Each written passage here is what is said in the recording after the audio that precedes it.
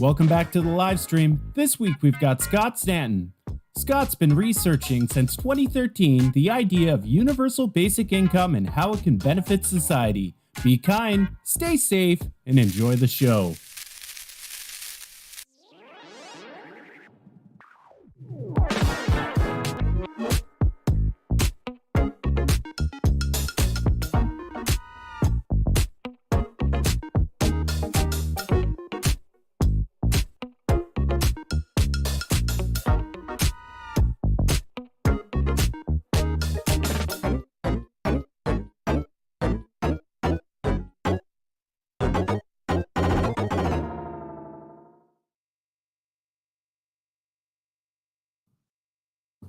Welcome back to the show. It is July already, July 8th, 2023. If you're watching on YouTube, make sure you're hitting that like button already. Subscribe. If you're just catching this for the first time, subscribe to the Prof. Steve Keen channel. If you're over on Twitter, make sure you hit the like button there and retweet. And then come over here, join the chat on the side. Let me do the finger thing right here. We'll try to get to all your questions. If we don't, just enjoy the chat with each other. I'm going to bring on Professor Steve Keen first. Steve, how you doing, buddy? Hold on here. Not too bad. Not too bad. I'm down in Princeton. Imagining the thought of being able to maybe go for a bit of a walk around the town and trip Paul Krugman, which would be, I doubt that he's here during the vacation, but it's clearly occurred to me as a possibility. Like I thought I might go and graffiti Greg Mankiw's door when I was in Harvard 2 or 3 weeks ago, but hey, I'm too old for that sort of stuff, so I'll just fantasize about it. Shots fired on Paul already. 10 seconds in. Why wait? Exactly. I agree. Let's bring on who are we going to bring on next? Let's bring on Dan. If I bring on his the proper feed here. Dan? Oh, hold on. Let me unmute you. There you go. Dan? Hello. How you doing, buddy? Somebody who's talking that sounds really weird. Your mic, by the way, was amazing. My mic? Yeah, really good sound. Oh, good. Yeah. Mine, on the other hand, sounds like I'm in a tin can driving down a highway. That's, you know what? It gives your voice character, right? We can't all have like perfect sounding audio, right? Besides, if yours sounds worse than mine sounds better. No. Right? Is there some logic to that? Yeah. What did you do with your week? Or I guess it's been 2 weeks since we've been on, Dan. What have you been doing? I came to the odd realization that I'm going to spend more time, I guess, learning for the sake of learning and producing and content that I think provides value to me. Now, that may sound a little bit solipsistic, I guess, but if you're not learning, you're not creating. If you're not creating, then you have to ask yourself, what are we doing, right? What's the purpose of putting stuff out there that doesn't provide you and other people value? So that's kind of the epiphany that I'm going through this week. Yeah, no, I can get that. You know, it's very easy to chase, likes and whatnot. And lose touch of what the core message means to you yourself. And that's something I'm working on as well. As I am less worrying about popularity of whatever content I put out and just staying true to my own beliefs. I don't want to deviate from that at all. That's what's brought me success anyways, especially in the last 2 years, kind of venturing into the academic realm of climate change and economics. I'm best suited at, sticking to the basics of what I believe in most than trying to appease other sects and groups. So no, I feel you. I feel you, buddy. Let's bring on, now that we've gotten that serious philosophical stuff out of the way, let's bring on Mike. Mike. Hey, gents. What's going on, buddy? Oh, I don't know. It's noon here on the East Coast. I was cutting my lawn, so I thought I'd take a break, have some lunch, and talk to you guys. Had a good week. Had family out from Wisconsin, and we did all the historical American Revolutionary stuff, which was kind of fun. And at the university, it's kind of downtime. We got PhD applications coming in, and that means I got to try and find funding for people. That's always, please serve me. I have some more kind of stuff. And what you often find out is that organizations that will give you money to fund stuff like doctoral students and whatever want you to build models of what they want, which isn't necessarily what you're interested in doing, but they have the money. So there's a bit of that sort of stuff going on right now. I see. Well, let's see. I don't know what's happened to our chat. That's interesting. Rather blank at the moment, yeah. Interesting. Oh well. Anyways, we'll get to the list this week, and I think I'll get Mike to do it because he wasn't here 2 weeks ago. Mike, I've increased the size of the list just because I found I wasn't hitting everybody. Now we get quite a lot of chatters through the 2 hours, so I could increase this list even bigger, but I'm going to keep it at 20. And here we go. Okay. Okay. Hugh N, WWE fan 0104, Boss B, The Hasty Ent, Botched Mandela, Phil Waller, Stephanie Hughes, Ghost on the Half Shell, Thomas Sherday, that's always the tricky one there. TR, Lanadell Hates the Clock, Oz Whistles, Bully Pulpit 2000, Jens Runberg, Murphy, Bob Leori, Octavio Vinoli, Joe Polito, Kay McDougall, and Alex Papu. Good job. You made it all the way. My apologies for any name I slaughtered. Sounds Greek, that last one. Alex Papu. Grandpa. Yep. Alexander, That's why I get you guys to read those. I know. Okay, let's bring on Scott. Scott Santens. Here he is, the man.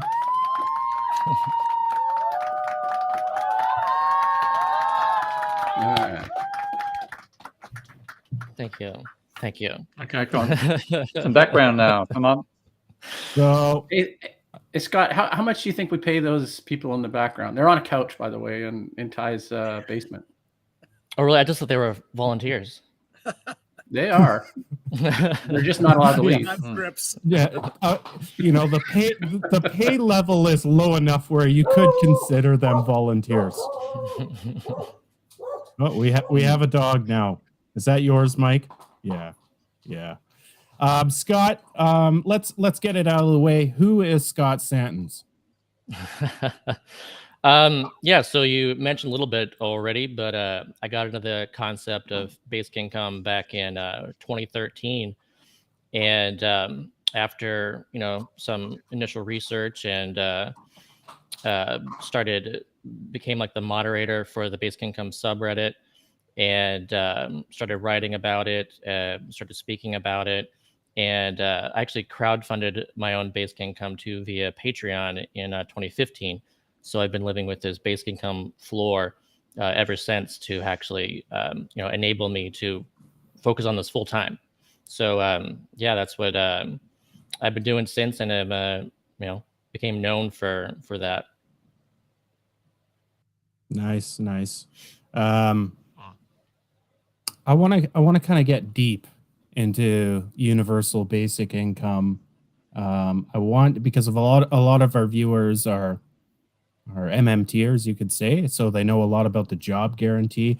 I want you to explain what the fundamental differences are between an MMT job guarantee and I guess maybe an MMT universal basic income proposal. What would be the differences there? Yeah. So one of the things that I've written is I have a book called "Let There Be Money," and it's actually about MMT and UBI and how they're actually important to each other. And so I think there's a lot of people out there that they think that there's some kind of choice between MMT or UBI or something like it's one or the other, and your enemies if you are like one or the other, and there's a whole lot of butting heads between MMT and UBI.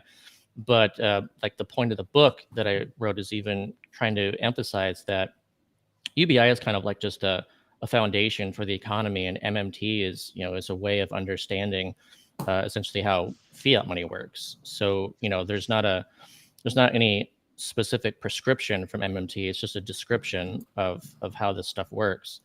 So I like to describe that basic income is like this foundation where you make sure that actually people have their basic needs met unconditionally, that they have some amount of buying power independent of everything.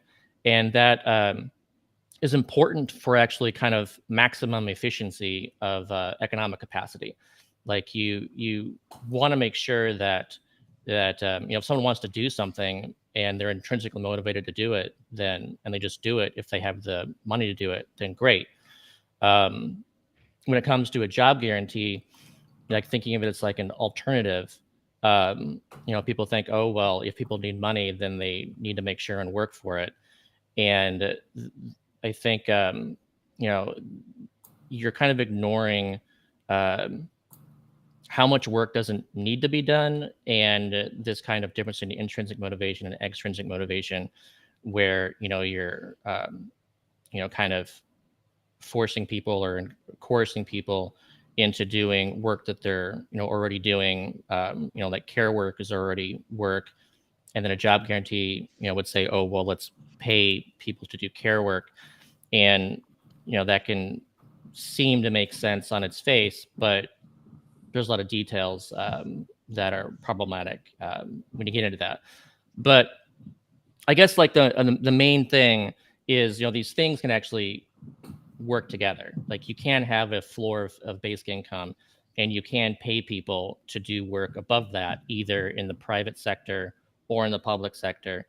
And I just think that makes far more sense to actually enable people to do what it is that they feel is most important to them, paid or unpaid, and that the jobs that we do are actually lean into automation if they can. We don't want to make jobs just to make jobs.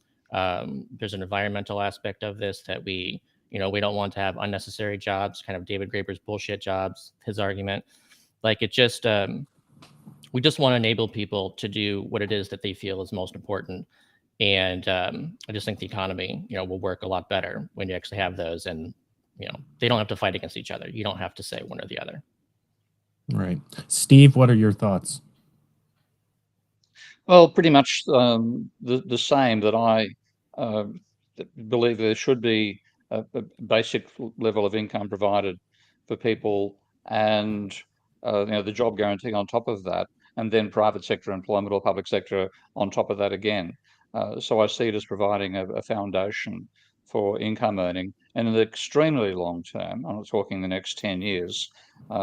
If we survive the next 10 years, then we talk the next 100 years, then as we're developing technology to enable us to survive on this biosphere without destroying it, I think over the next century we're going to move a lot of production off planet, not just offshore, off planet.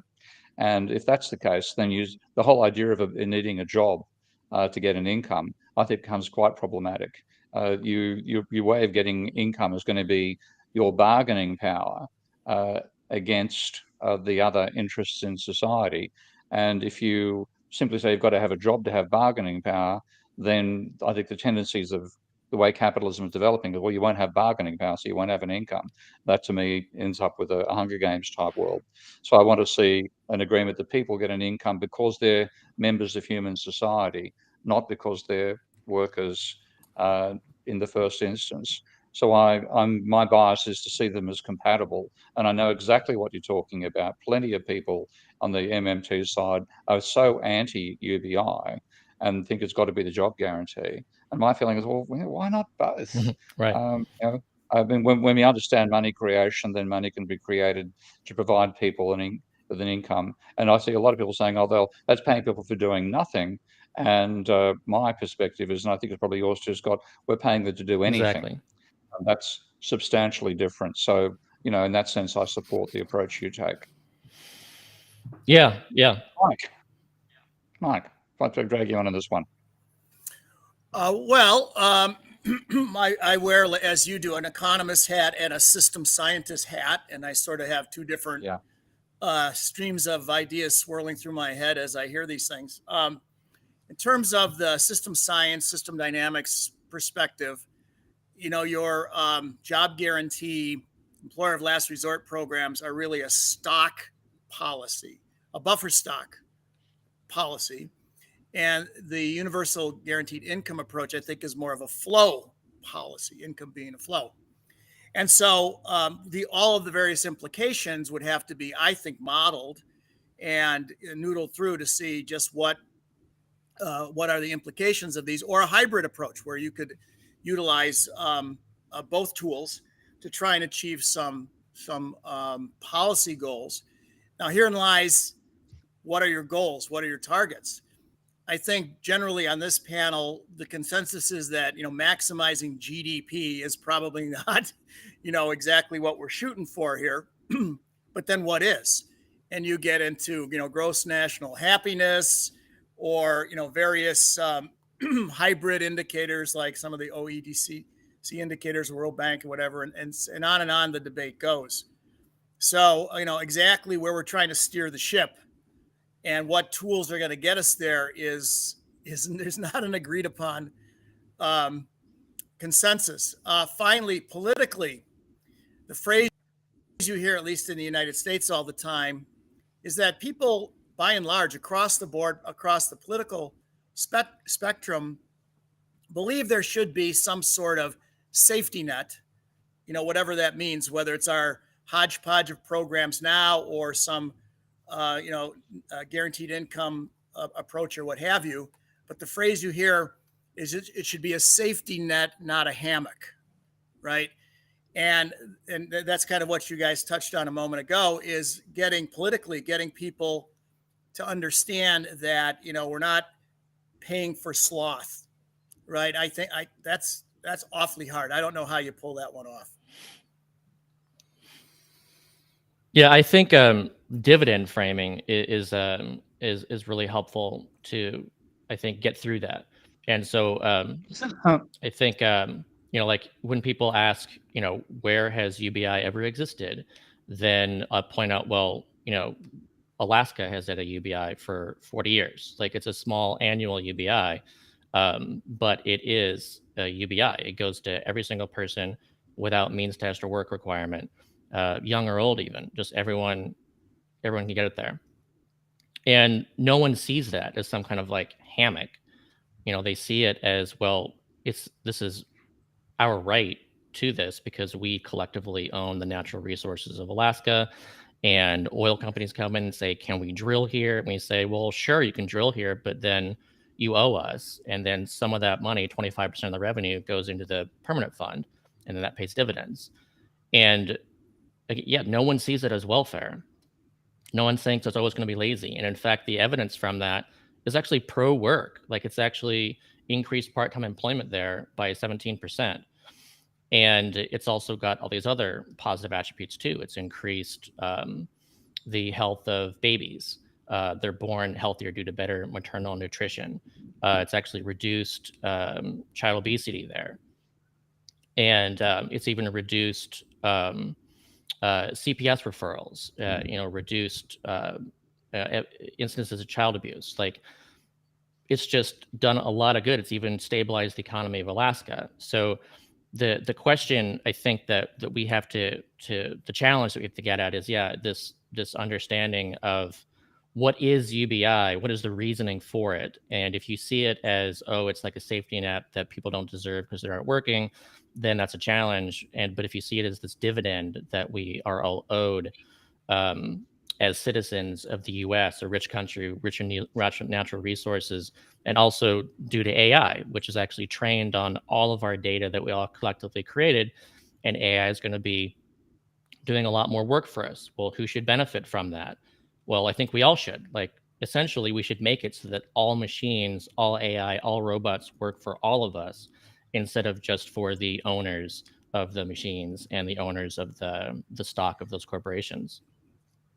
Yeah, I do think you hit on, Scott, if I may, a very important kind of idea here. And I, I suggested, as Steve and I are both and Ty are systems modelers, our inclination is to model it. If it moves, model it.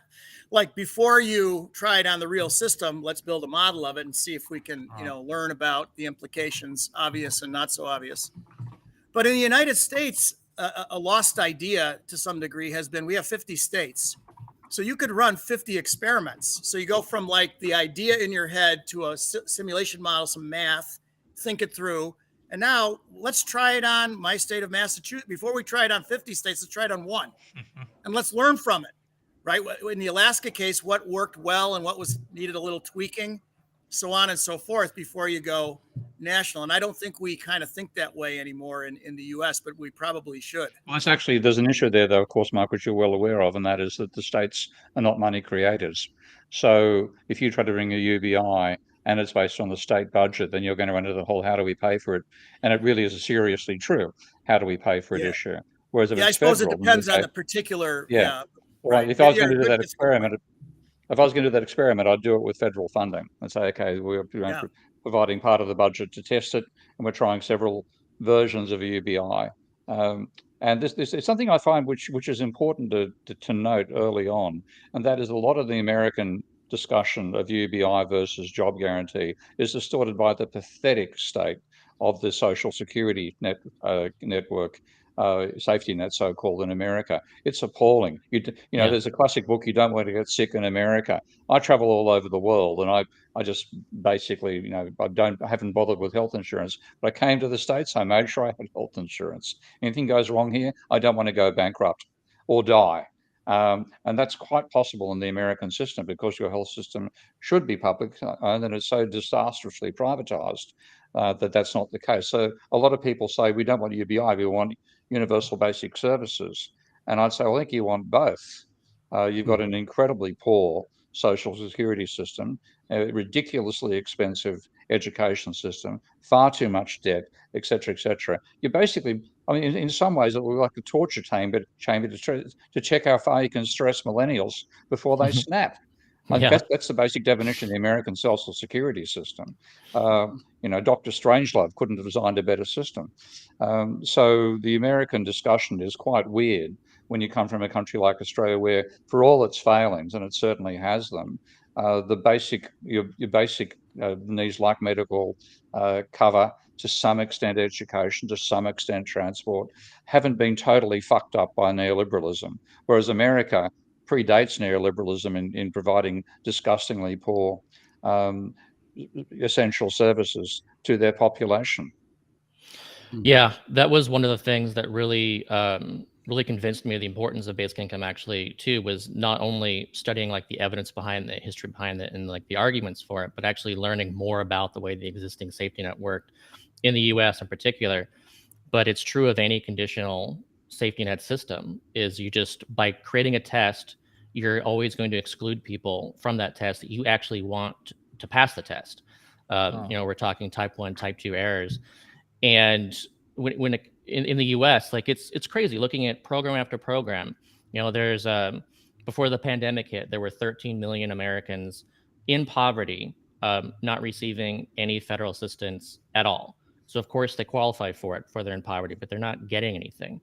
And then you've got these different programs, like SNAP is our best program, but it still excludes about a quarter of those who qualify for it. And people are, part of that too is just people saying, I don't want that because of the stigma.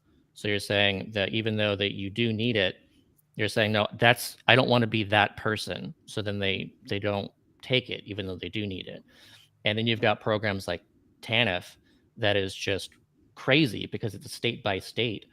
And it's just like in Louisiana, which is where I'm from, You look at 100 families living in poverty who qualify for TANF, and 96 of them aren't getting TANF. Only 4 are. So that's just a massive exclusion rate.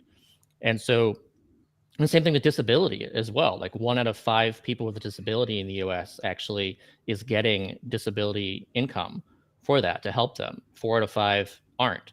And a lot of that has to do with the process of qualifying for it and and like the difficulties of that and falling out of it, and just it's a mess. So if we have a floor and we make sure people have like that universal floor, then we make sure everybody has at least something. So even if you fall through whatever else is there, like a service, then they still have that income.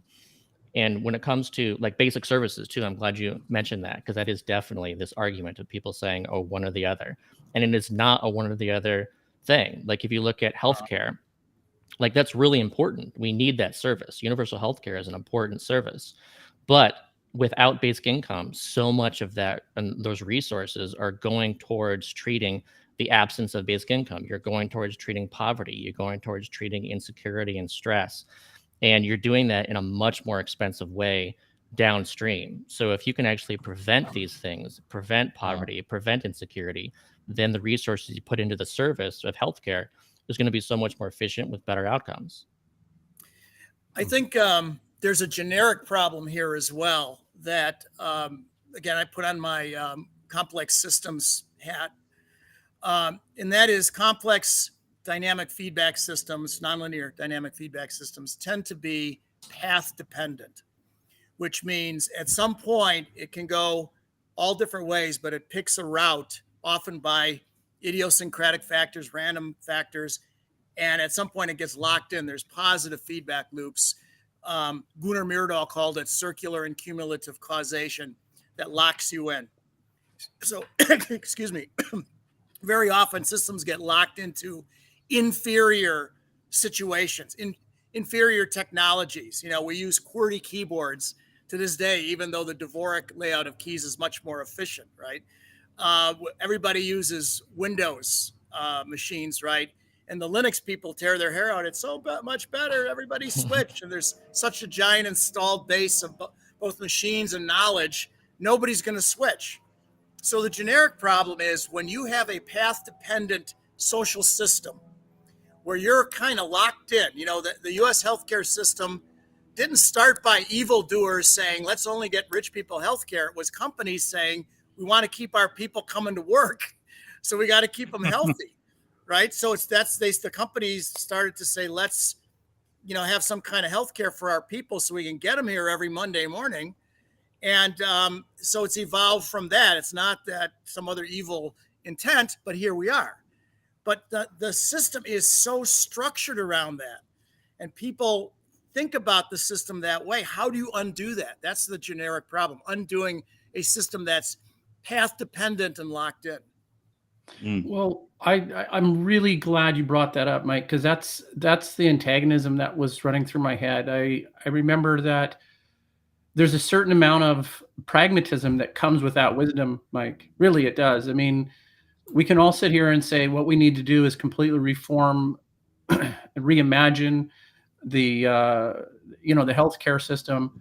But I think the ideological approach was actually taken on good faith with Barack Obama at the beginning of his presidency. And one of the things that I gleaned from his afterthoughts was that it wasn't pragmatic in how it was unachievable. And this goes to Mike's point that it's a complex system and it's path dependent. So now what I'd like to throw out to everybody is to say, okay, knowing that, and without trying to revolutionize the system, tear down and build up again, how do you adjust it? Because I think that's the point that I think Mike's wisdom and this path dependency realization and this descriptive model of a complex system actually tells us is that we have to be able to work within the reality of what the United States is. We have to work within the reality of the individual states. We have to work within the reality of individual countries, and put something forward that is idiosyncratic. That is, and I don't know if that word by definition just means individual or unique to a group or a polis. But I'm thinking, that's what I'd like and how I'd like to steer the conversation, because revolution is just vague.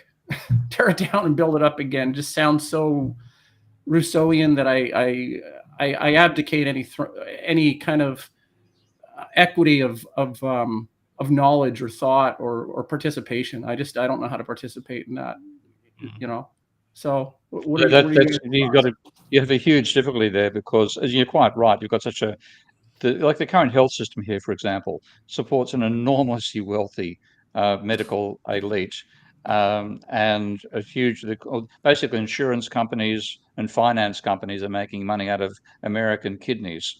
And now, if you want to go to the stage where your kidney gets covered whether you're rich or poor, then you're going to change the entire segment of the economy devoted to health and finance right now, and that's huge. I mean, you're going to annoy a lot of people who've got very nice little sinecures right now out of massively expensive medical care for the massively wealthy, and they're going to say, well, I'm sorry, you're not going to be taking care of Rupert Murdoch's continued pulse. You're going to be providing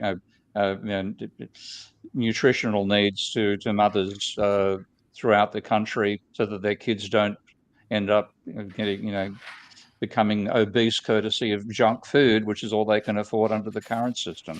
So it's very, very hard to make that sort of move. And that's, like Mike, when you said the state level experimentation, that to me is the sort of thing you should do, not because the states can finance it.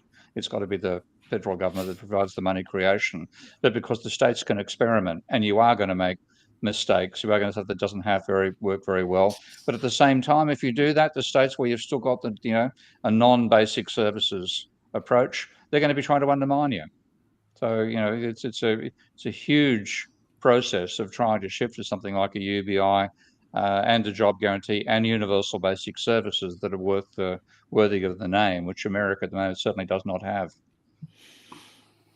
Yeah, as long as we're talking too about kind of state experimentation, there's a couple things I just want to throw out there, which is first of all, so Alaska, we already have a state with a UBI, and there's a lot to learn from it, and there's still studies to be done about it to learn even more. But it's really interesting. But secondly, too, there's actually a signature initiative going on in Oregon right now for it's called the People's Rebate. And so that'll be hopefully, if they gather enough signatures, then that'll be voted on, next year in Oregon, and it'll be $750 per person in Oregon, a fully universal rebate, and that's based off of a slightly higher corporate tax on corporations over a certain size of revenue.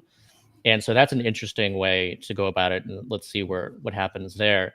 But one thing I'd really like to see too is that, just as Steve has said, you're kind of have your hands tied when it comes to the amount of revenue that you can do in a state based on not being able to create the currency. But I would like to see an experiment that experiments with both land value tax and a basic income to be able to show that you can actually do a land value tax and dividend policy, where you're not taxing, the what's built on the land, but you're taxing the value of the land itself, and distributing that revenue as a dividend to everyone, because the value of the land is collectively created.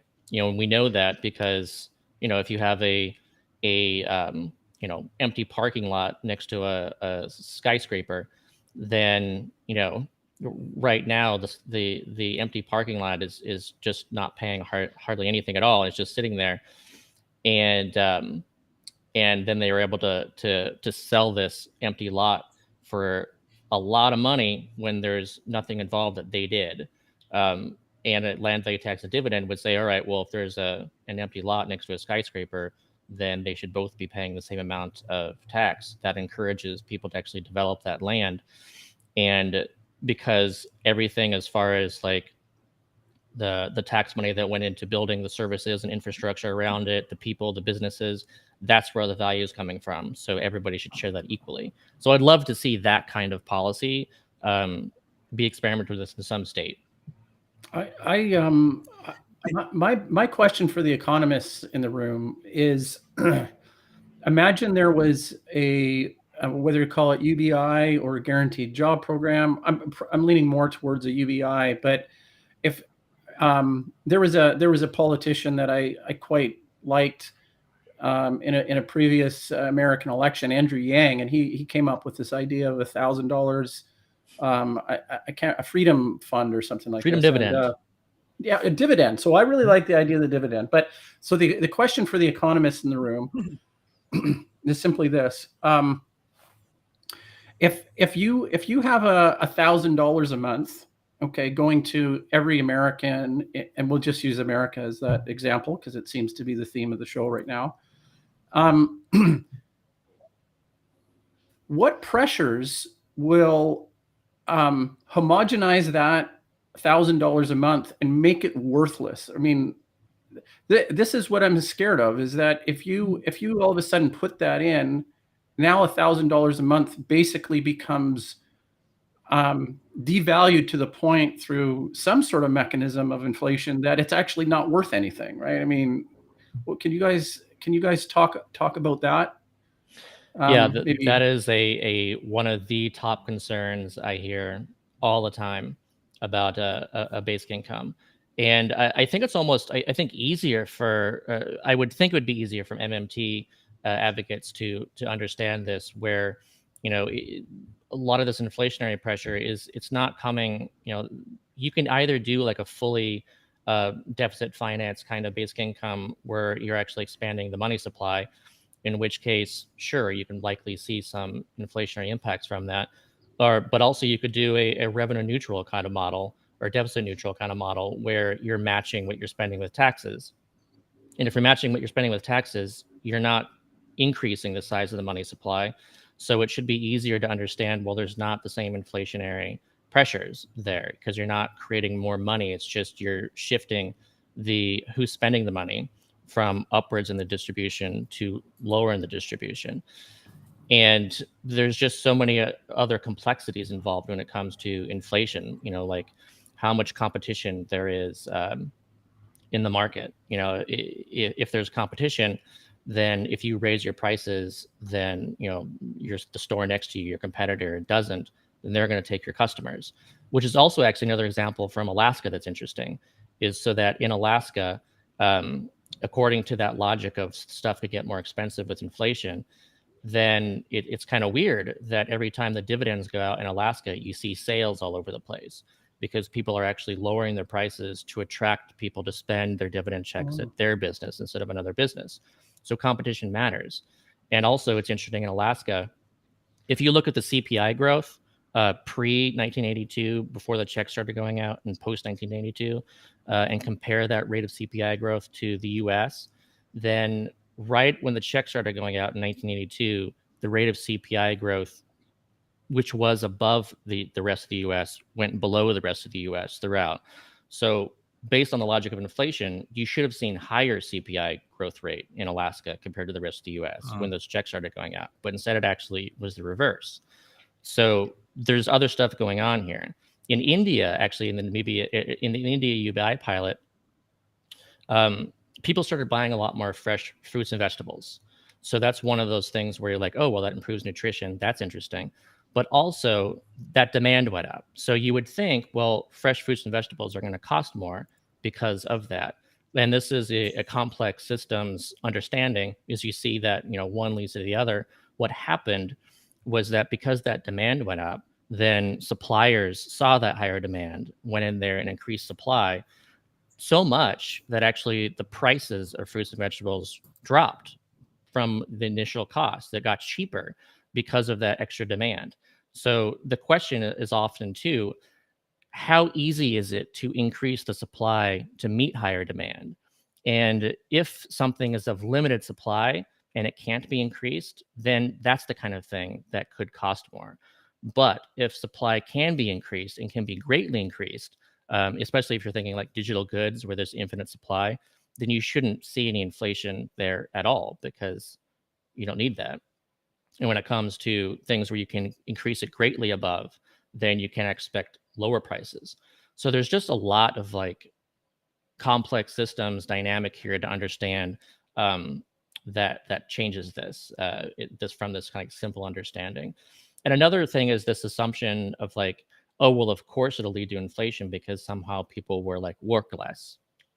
But again, the evidence just doesn't show that. Like experiment after experiment shows that people don't stop working less. And if they do, it's because they're like a new parent or a student who has decided to invest in their future with their educations instead of working, like a part-time or like, minimum wage job. So that's important to understand. Like this does not mean that productivity will go down and that, because there's fewer people making supply, then supply will go down. It can actually be the opposite. We actually can see a large supply increase. I'd like to thank everybody in the chat for chatting. Make sure you hit the like button, subscribe to Prof. Steve Keen. If you're over on Twitter, which I know there's a lot of you watching the live stream there, come over here because you can join the chat.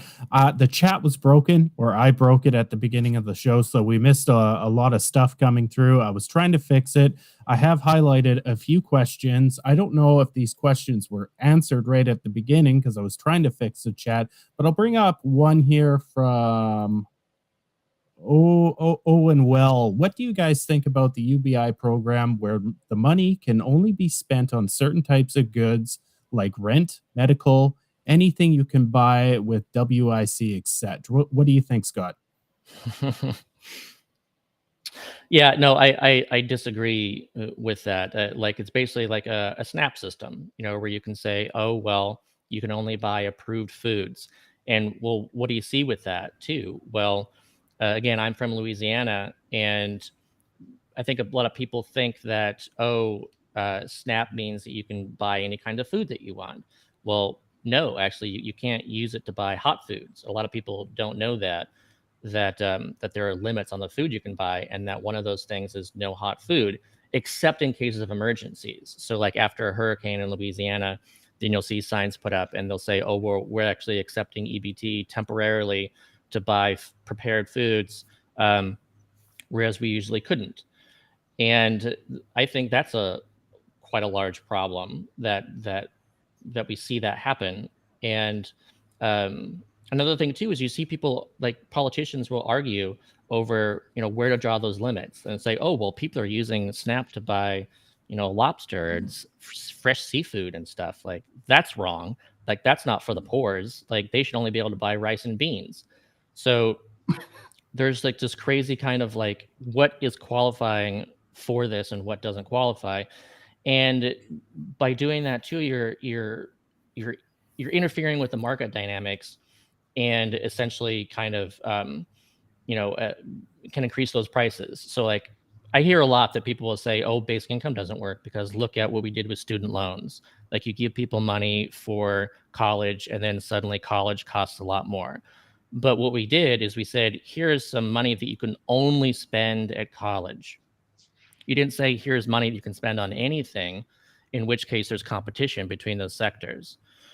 So that's a problem. There's also, there's kind of a funny story that I've written about before about comparing cash to goods, which was this, it was a charity, it was a church charity that wanted to help out in, gosh, I can't remember where this was, but they wanted to help by providing food, and they wanted to be very specific about this. So it was about eggs.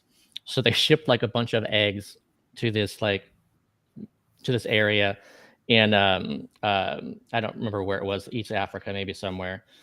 And when they did that, anyone who was like, let's say you sell eggs there, well, then it put them out of business. And then the eggs stopped. and then you had these businesses that no longer existed, to provide eggs and meet the egg demand.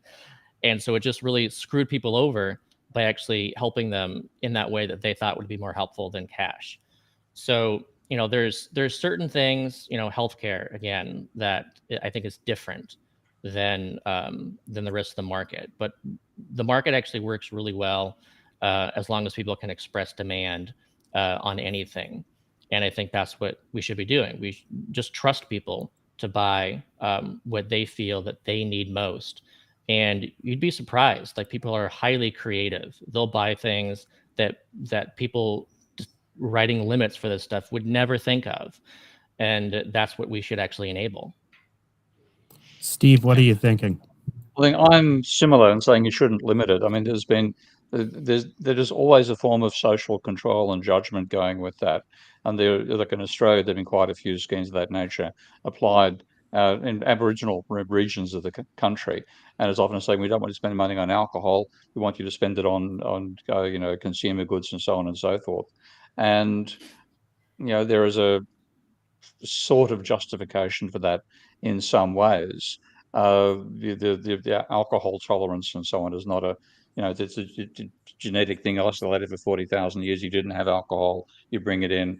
That is seen as one argument for that. But it's a judgmental thing. It always comes down to saying we don't like your decisions. So in that general sense, I'm in favor of saying, no, you get a UBI, it's universal, not just to who get it, but to how it can be spent. But my other position there is that to come back to my climate change orientation, I think we're in for a serious decline in consumption standards, and at some point we'll go back to rationing. And in that sense, rationing is a form of saying this is what you can spend your income on. It's just be saying we want to make sure people don't starve to death. So here's what the UBI actually provides, and then UBI would be contemporaneous with the rationing system. If we survive the transition, then on the other side, I'd go back to saying spend whatever you want to spend it on. And as you say, people's expenditures can be quite creative compared to what bureaucrats think people should spend their money on. But it's so UBI in general, I agree, universal in both who gets it and how it's spent. But at some point, I think with the climate crisis we're going to see, we should actually acknowledge, by the way, that today is the third hottest day or second hottest day in the history of humanity. Okay. So, we're having an interesting time to be talking about universal this, universal that. We may be seeing this may be the tipping point. The universal tipping point may come long before we get a universal basic income. Yeah, I think. Sorry, I think that we should actually get into the environmental stuff and even talk about that focus on that for a bit. But I also, just before we do that, get there, I kind of want to flip this around, because I think it's funny how a lot of people worry that, we can't give cash because people use it on drugs, people use it on alcohol. And so, first of all, like, the studies actually show that it actually slightly decreases that. Like, if you look at unconditional cash transfer pilots in programs around the world, on net, this actual demand for these goods actually slightly decrease. So I think that's interesting. On the other hand, I think it's funny how when it comes to our own paychecks and, let's say, bonuses for people working on Wall Street or whatever, that we don't think, well, should we give them like a voucher so they don't use it on cocaine, or like expensive bottles of bourbon and wine? Like, for some reason, that's entirely different. Yes, I think we should. That's a great idea. Yeah, we have a whole bunch of unsubscribes for people that sell cocaine. All the drug dealers just dropped off. Did you see that? Like 6 people watching just stopped watching.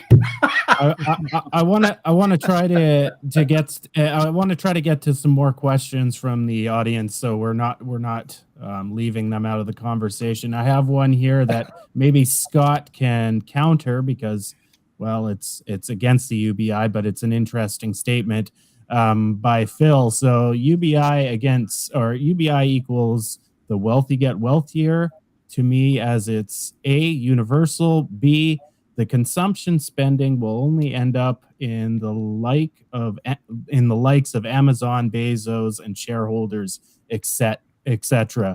Scott, can you counter that in any way? Yeah. So first of all, yeah, I think part of this misunderstanding, they think, oh, well, universal, so that goes to everyone, and there's no taxes. Well, that's not the case. We do use taxes and pair it with the UBI. And so Bill Gates, just from an income standpoint, he will get whatever it is. Let's say it's $12,000 a year from the basic income, and you can even see that as a tax credit, which also, by the way, he already gets. The rich already get to deduct their expenses. And so, on average, when it comes to tax expenditures, the rich are already getting about $30,000 a year in tax expenditures, which is subsidizing them. And for some reason, no one talks about that when it comes to concerns about helping out Bill Gates and the like. But when it comes to this, Bill Gates, let's say he gets $12,000 a year, but his taxes are going to go up far more than $12,000 per year. He's not going to be a net recipient of the UBI. He gets it just like everybody else, but his taxes go up more than that, in which case his actual disposable income after taxes goes down. And this works out for, whatever the amount of the UBI is set at, whatever the taxes are set at. But the point of break even can be somewhere around 60, 70, 80%. Let's say the top 20% will be the net payers. In which case, if you're earning something like $120,000 per year, maybe that's the break-even point where you get as much from the basic income as you pay in additional taxes. And then anything more than that, you're a net payer. Anything less than that, you're a net recipient. So that's one important thing to understand. The next thing is that with UBI, you actually are empowering people to a great degree. Like we mentioned bargaining power earlier. Like UBI would be huge for bargaining power at an individual level. And not only at the individual level, so that someone can say, refuse a job working in an Amazon warehouse because the pay is too low for what you're doing. And they'd say, no, I am not going to take that job unless it pays more. So from that standpoint, Amazon would have to pay more or automate. And that's the choice that it takes. So most likely they would have to pay more or automate. Great. And then when it comes to unions, this would supercharge unions. I mean, you're talking about an unlimited strike fund where unions wouldn't have to gather that money and they could actually stay on strike for as long as they wanted, instead of like having a fund with a set expiration date of saying we have to make a deal before that point. So this would supercharge people with extra bargaining power against the rich. And I mean, part of the reason the inequality has gotten so bad is because of that lack of power. Lack of power. Right, that people have. And that's actually the very classic demonstration of that right now in the UK. I'm so glad I'm no longer an academic over there. But a lot of my colleagues are going on strike because of the shithouse wages they get in the UK system. And of course, they're getting shithouse rises as well. And now some of them are finding that they're being docked their entire pay for 6 months because they've been refusing to mark examination papers. And they're trying to say, oh, well, I was doing 90% of my job. And so, sorry, 100% of the control over that decision is with the management. And then in that situation, if you're told you're going to lose 100% of your income for 6 months, you're not going to be striking and your power to bargain goes down against the management. But if you had a UBI, they can say that, okay, well, I've got the UBI. My basic needs are covered. I care about this particular principle. I care about this power struggle. I'm going to remain on strike. So I completely agree with you, Scott. It's something which can strengthen the capacity of the non-owners of capital to bargain against the owners of capital. And that, I think, is one again, I would like to see that being the way it's seen by MMT advocates, because a large part of MMT, again, is redressing the power balance between the wealthy and the poor in capitalist societies. Hey, Mike. Oh, sorry, Dan. Before we go into the next half of the show, Mike, I kind of wanted to get you in on this specific topic. What are you thinking about it? Oh, hold on. Sorry, Mike. I muted you. I muted you because you got airplanes in your background. I live near a small airport whose specialty is sailplanes. So it's the tow planes, the sales planes, and then they cut them loose and they float around. Sort of a big hub for that. Well, several things were said. One thing I wanted to comment about in the comments in the chat room was Owen suggested that, what about a universal income, basic income, where it's restricted, no booze, no cigarettes, no weed, no lottery tickets, that kind of thing. And it stimulated the discussion. And then he chimed in again in the chat and said, well, I was thinking about that as a sort of a transition to get things going. And I think that's a very important point. You can use modeling, let's say, to design or redesign the healthcare system, let's say the tax system, whatever. And you say, here's how it should look. Here's how it looks. Here's how it should look. Here's how it'll work better with this redesign. The question is, how do you go from one to the next? Usually abrupt changes like January 1st, 2025, everything. Usually that's no good, right? That's an abrupt stop to your car. Everybody smashes into the windshield. You need a gradual transition usually. And thinking through a transition, how do you do that from one sort of path-dependent locked-in system to a better design system, and not doing it abruptly, but rather gradually? How do you do that? And I think it doesn't freak people out as much if it's gradual. You boil the frog by slowly turning up the heat. You don't throw the frog in the boiling water. One other thing I wanted to get in here before we end is there was a question about inflation and the impact of these sorts of programs on inflation. And I liked Scott's answer. There's a nice paper by the economist Tom Pally, who isn't a big MMT backer, but he's a smart economist. He's real good. And he describes 6 different types of inflation or causes of inflation. And so you say, well, it's inflationary. Well, it's like, whoa, there's a lot going on there. Again, it cries out for modeling. It's not obvious if there's inflation, what's causing it. And he lays out very nicely 6 different types and what their fundamental causes are. And then if you want to assign blame, how to do that. So I think it's these sorts of matters require investigation with modern tools, and not sort of bumper sticker levels of analysis that you get a lot of times from pundits and TV commentators and what have you. A lot of that bumper sticker stuff as well is infested with neoclassical thinking, because they will say, well, more demand, prices have got to rise. And when you look at the actual cost structure of firms, it's nothing like the fantasy and textbooks of rising marginal cost. They've got diminishing marginal cost, falling average cost. If you increase the demand for some commodities, you will reduce the prices, because you get a higher throughput through the factories. You'll get a lower per unit cost. So there's no, and then particularly if you're talking about doing that at the level of basic, we're not going to see the demand for chandeliers rise because of a universal basic income. Okay, you're going to see the demand for LED lights and that end of the spectrum rising. So that's an important reason why you won't necessarily see the direct, more income, more money, higher prices. Cardboard cutout type thinking that the neoclassical economics has encouraged us all into. And on the drugs front, there's actually a brilliant book I highly recommend, George Orwell's Keep the Aspidistra Flying. Anybody else here read that one? No. No. Brave New World. No, not Brave New World, 1984 and stuff like that. People normally associate with George Orwell. It was Orwell's description of what life is like for an unemployed poet. Wow.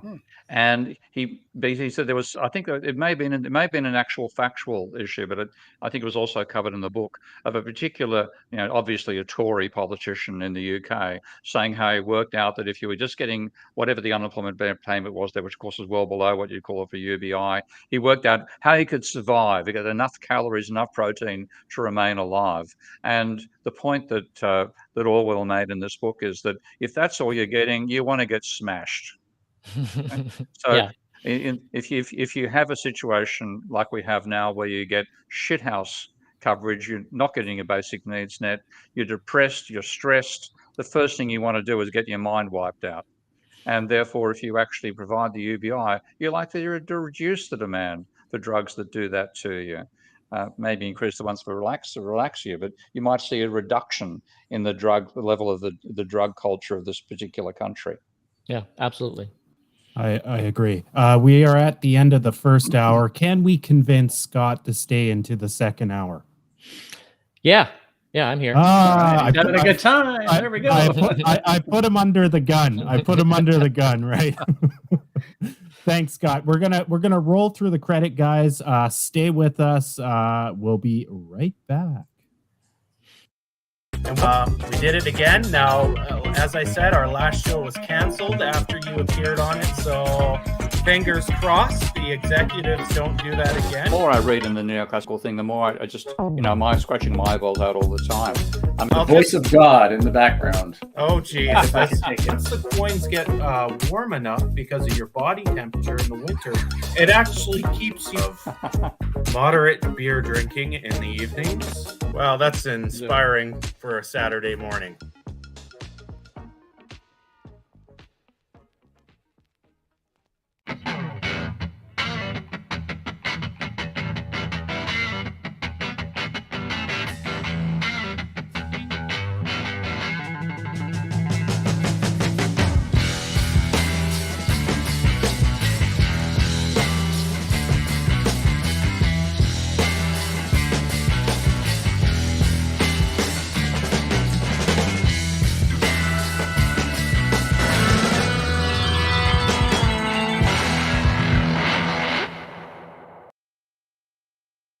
Damn, the conversations we have on this show are always top notch. Like I get the opportunity to sit back and mainly listen because I'm kind of running the show, and that was a good one.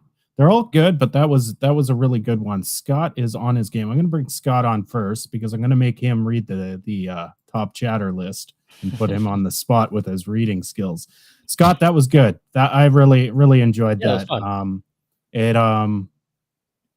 It provided a lot of insights. Yeah, I wanted viewers of the show, because a lot of them are MMT, kind of leaning on the spectrum, that there is a place for the UBI in that framework. So that was very interesting. But Scott, I've got to put you on the spot. I'm going to make you read the names. I need you to try your best while reading them. Here they are.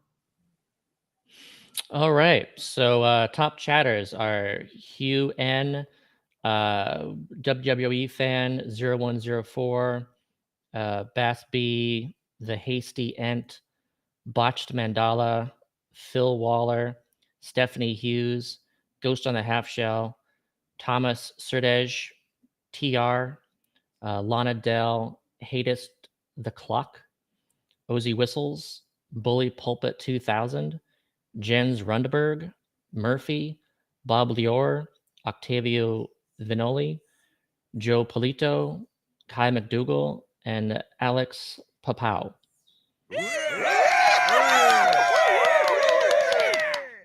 You did pretty good. I did it wrong. I'm sorry. Lana Dell hates the clock. You put that very poetic, I think. Hateth the clock. But other than that, you did really good. I'm going to bring the rest of the guys on. Mike, Steve, Dan, and Dan's audio. Let's keep the conversation. I'm a dualist. What can I say? What were you going to say, Steve? Talking of Steve and friends, the first person that I met who was working on universal basic income was Carl Waterquist, when I was actually staying at the Levy Institute in upstate New York for my sabbatical leave in 2000. And that's when I wrote about 70% of debunking economics. And as it happens, as I was writing it, Carl, who was in the same, also at the Levy Institute at the time, was proofreading it for me. It was very generous of Carl to do that, and very helpful for me. So tell us a bit about Carl and your, the two of you in the role in UBI campaigning in America. Yep. Yeah. With as we mentioned earlier, with Carl was the very first person I ever met in the basic income space. It just happened to work out that way. We were both living in Louisiana, and when I got into it, I added my name to the email list for the US Big Network. And he got so excited, he reached out to me immediately, and he was just like, "Oh yeah, we gotta meet up. It's so great to see a basic income supporter in New Orleans." And yeah, so we've been friends ever since, and that was like 2013, I think. Well, do say hi from me, okay? Because I remember Carl vividly from that experience of writing debunking, and he was extremely helpful. Yeah, we'll do. So doesn't the concept go back at least to, ironically, Milton Friedman and his negative income tax? Yeah. Capitalism and freedom. I remember Yeah. the graph of the break even, like you were talking 120K or whatever today. Yeah, and a lot of people don't know that Milton Friedman was actually asked about basic income, and his response was that negative income tax and universal basic income are two ways of doing the same thing, and they can have the identical net impacts depending on the taxes that you use. So people will even I will say, oh well, Milton Friedman supported basic income, and they'll say, no, he didn't. He supported negative income tax. It's totally different.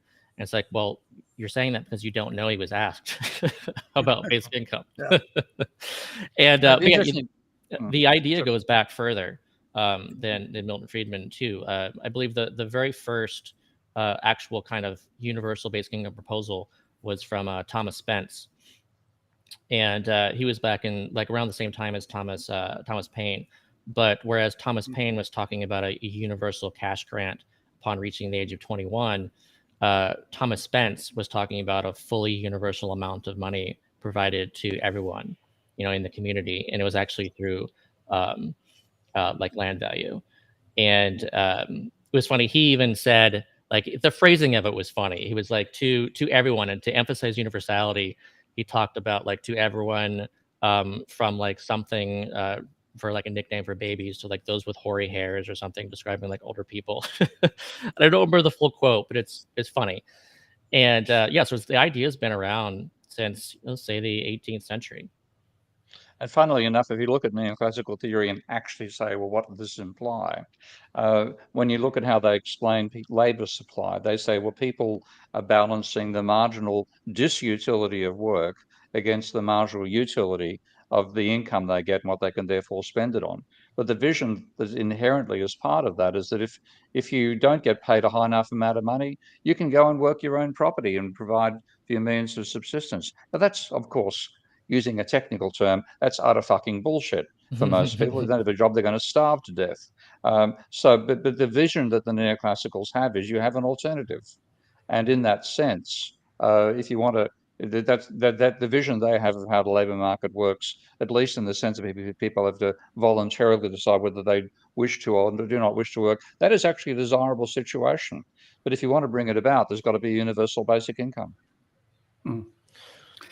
I like the I heard a couple things that Scott was saying that were kind of they seem to I guess add to the case for different populations. And so Scott, you mentioned about the power of the unions, which maybe fundamentally I think I'm not so bullish on, to be quite honest, but that's regardless.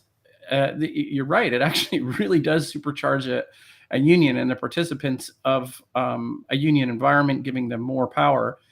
And then the other one would be the now this is a little bit sexist stereotypical, but as far as I last checked, women were the ones that actually got pregnant.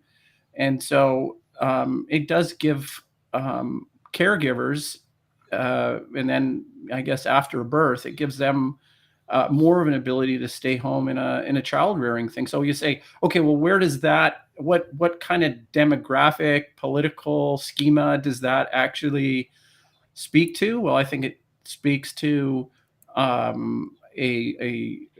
large swaths of religious communities. I think it speaks to women first and foremost, about the value of staying home and being compensated by society at some degree. So it's like, Scott, you've got this mounting potential of voter base that is absolutely enormous, right? I mean, does it isolate the libertarian crowd? Sure, maybe the elites, but one thing I heard and that Steve had mentioned is that, and I agree with you, Scott, about the unconditional giving of the funds, that ultimately is a contract, a social contract of trust.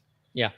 And so then you advocate for virtue as opposed to law-based, which you can get into like a tailspin of, well, if this, then that, if this, then that. And it just, the complexity just balloons. And it's just a waste of, in my opinion, intellectual thought. And it's just from the onset, just bureaucracy upon bureaucracy of well, what about this? What about that? What about this? What about that?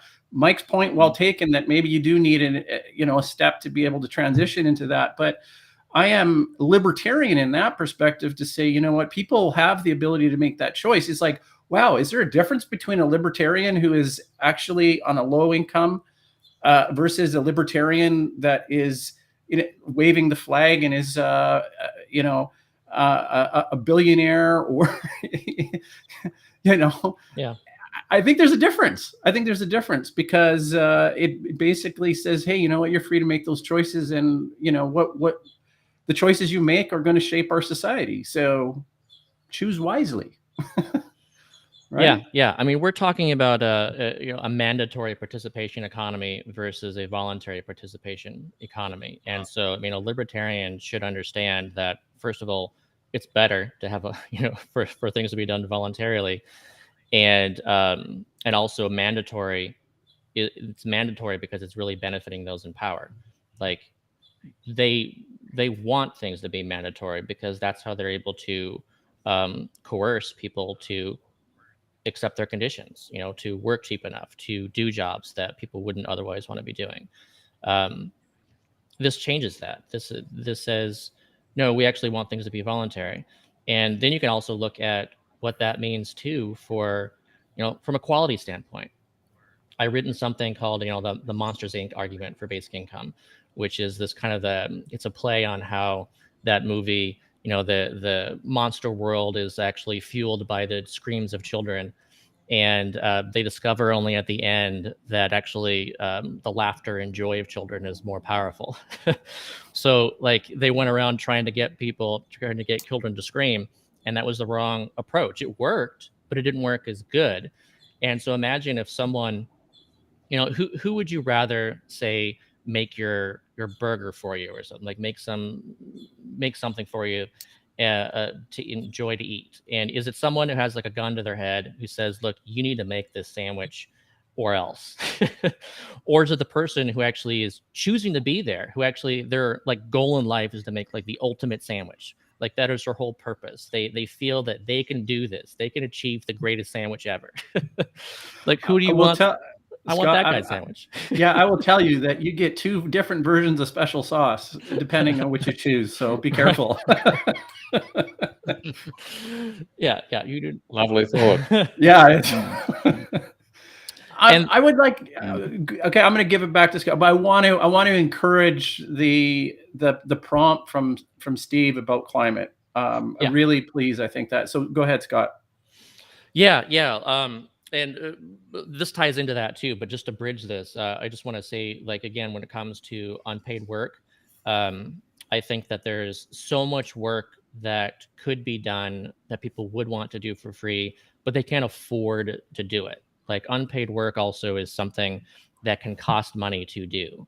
And UBI actually enables people to do that. Like we want people not only doing care work, if that's what they prefer to do, but also to do, part of the free software movement, to create new things that may or may not result in some commercial value, but actually does have value to the community. Like you really want to empower that. And just imagine too, like when it comes to care work, there is like an impact on prices here too. So imagine that everyone who's doing unpaid care work, went on strike and decided not to do that anymore.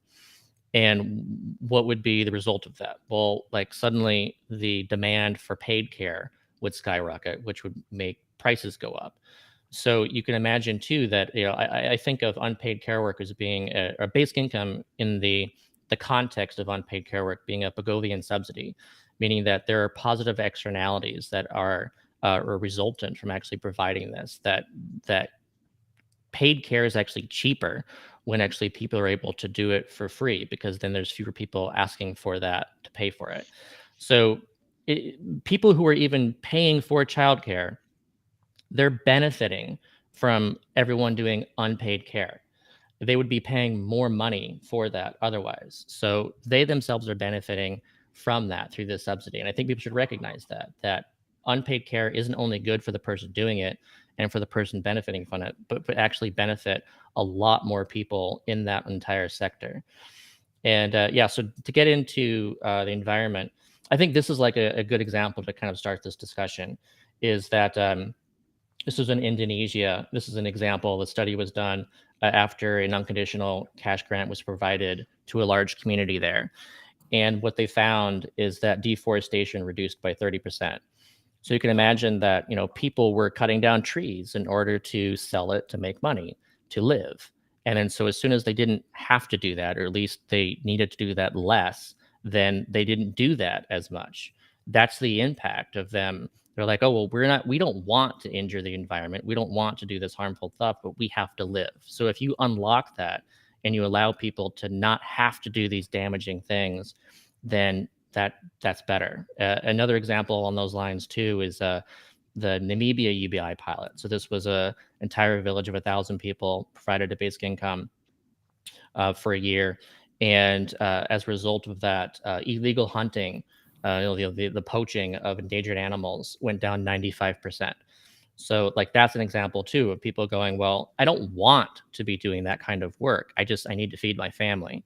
So if you make sure that they don't have to do that because they can feed their family unconditionally, then you don't see them doing that. So I just want people to think like, what other examples out there of that, of people doing these harmful ecological things, and besides just doing like work that doesn't need to be done, that's consuming things that don't need to be made or consumed. Like we can really change this in a huge way, to actually reduce our overall carbon footprint and what we're doing to the environment. Everybody, thanks for chatting. I'll keep reminding you guys that I love it that you're here. I know Steve loves it that you're here. I know even Scott, even though he's a newcomer, loves it that you're here. Dan loves it. Mike loves it. I did. This is kind of interesting. It's a little bit off topic, but I saw the report as well. I'll bring it up. That there's a new massive finding of phosphate rock. Now, I covered this in a few blogs about a month ago, about the importance of phosphate to our food supply. And if you look at the table of elements, it is one of the elements that is declining at a fast rate. It's not quite in the extreme danger range, but it is becoming endangered. I read the latest article, and it emphasized that this phosphate will be used for batteries.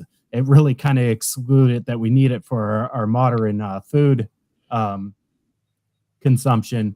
My biggest issue here is you can find big stocks of resources, but that's great. We have large amounts of oil too, deposits.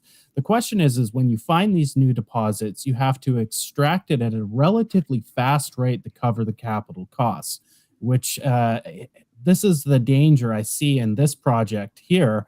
Is this small company, to extract it to make a profit, will have to environmentally fucking destroy the area to get it, because most of it is located 1,500 meters down.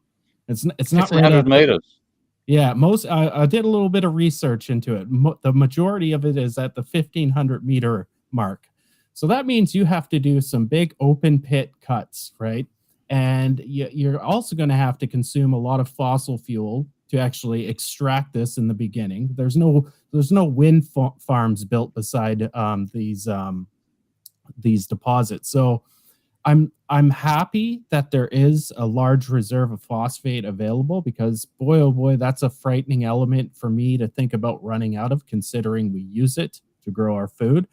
But at the same time, the issue now that we have grown so much with population and what we consume is that when we find these new deposits, in order to make them monetarily profitable, we have to extract a whole bunch of it right at the beginning. It's all front end loaded.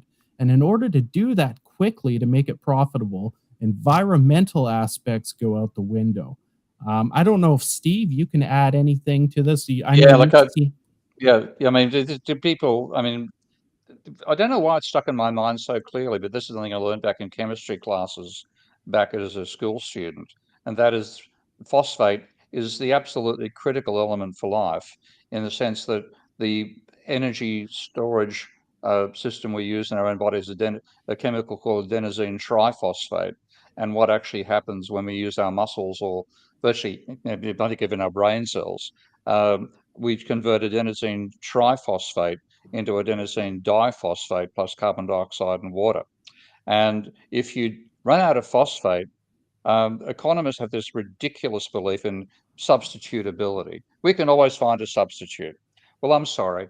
We've had 4 billion years of life on this planet. Pardon the French here, Thailand is one of your favorite words, every fucking life form for 4 billion years has used phosphate, no other chemical. So we need to evolve if we're going to run out of phosphate, we need to evolve a chemistry for our bodies which hasn't evolved on this planet yet.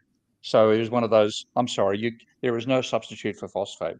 Now, what we knew, and this is quite bizarre, when I first heard this factoid, I was in shock and I thought, you got to be joking, but it ended up being true. And that is the major source of phosphate right now is a particular region and actually even a particular mine in, oh, geez, it's gone out of my bloody brain, in Morocco. Right, Rocco. So now we have one second site, which is in Norway. And what it means is 8 billion people are dependent upon a mine in Morocco and a deposit 1.5 kilometers underground in Norway. And the extent to which we're dependent again is something most people aren't conscious of, because what's called the Haber-Bosch process is it manages to make superphosphate out of phosphate rock plus large amounts of fossil fuels. So what we call the green revolution is actually a brown revolution. And if estimates, again, I've seen of how many people we could support on a planet using the natural phosphate cycle as opposed to injecting phosphate deposits we find and then producing superphosphate fertilizer with it is 2 billion people. So in that sense, 6 billion people are dependent upon a region of Morocco, and now we're going to be dependent upon a deep open cut mine in Norway. And that shows us how fragile human civilization is. And what we really need, if we're going to be sustainable, is to get to the point where we recycle the phosphate after we use it. Because at the moment, what we normally do with it is piss it down the fucking loo. And therefore it turns up and just damages, it causes algae growth and all sorts of pollution, deoxygenation of water, because it affects the amount of oxygen in ocean water when it's discharged into rivers and oceans. So we have an incredibly fragile system. And it's the one thing I'll say, I'm glad we're not going to face what was being called for a while phosphageddon, because we do know if we do actually run out of that mine in Morocco, there is another deposit in Norway. We've bought ourselves another 50 years. Okay? But we don't get it straightened out in 50 years. In 50 years' time, whatever happened to climate change will happen. We simply won't be able to feed ourselves. And that is the fragility of human civilization at the moment. Scott, I know it's not your area of expertise, but what are your thoughts on this new finding of the phosphate? Is it a good thing? Does it save us, or are there things about it that disturb you because from an environmental perspective? Well, when I first saw that too, I did comment on it immediately as being an example of, who owns the resources. Just like I'm talking about Alaska, where everyone gets a dividend because of seen as the shared ownership of Alaska's oil. Norway, of course, is also the other one with a huge sovereign wealth fund over $1 trillion. And so for them to find a hugely valuable natural resource, in the case of Norway, that actually it will benefit everyone in Norway instead of just like the company itself and the shareholders. And so I just thought that was interesting because, when it comes to even people say, oh, well, you have to be a rich country to do basic income and you can't really do it elsewhere. I think part of the understanding that that's kind of not the case is understanding that poorer countries are poor not because they don't have resources that are important to the rest of the world. It's just the rest of the world are taking those resources, and only a very few people are profiting from that in very large ways. So it should be seen as being something that belongs to everybody. And I think it's easier to see. Like, let's say we're to see, a giant valuable mineral found in an asteroid in space. Who does that belong to? Like, who should benefit from that? And so in that case, I think it's easier to see that all of humanity should benefit from some massive troves of resources in space. But when it comes to something like Norway, it's better to see at least like Norway and all of Norway benefits, but also it should be seen that the entire planet should benefit too if this is something that we all actually need. So yeah, just think from that perspective of seeing who does own natural resources, I think that we should recognize that we all do. Hey, Scott, I mean, no disrespect at all, but to play the devil's advocate, the answer is Musk. Musk owns those rights if he goes into space and collects that asteroid. I mean, okay. I mean, and a totally devil's advocate. It sounds really great that we go into space and we get the asteroid, we bring it back, and we share it amongst everybody, right? I mean, but in reality, is that going to happen? I mean, and is that only something that's done through legislation of law? I mean, you look at the internet; it's supposed to be an incredibly democratizing vehicle, and I would say yes, it has that potential and has to a certain degree, but to another degree, there's always the negative, we'll call it evil side of things. If it's if you want to exaggerate it through hyperbole, you say, come on. I mean, there's a lot of internet companies that have made billions and probably cumulatively trillions and trillions of dollars over the internet. So, please respond on that. That's Yeah, no, how do we get to that idealistic? We get into space, and now all of a sudden we have, open season on like public goods.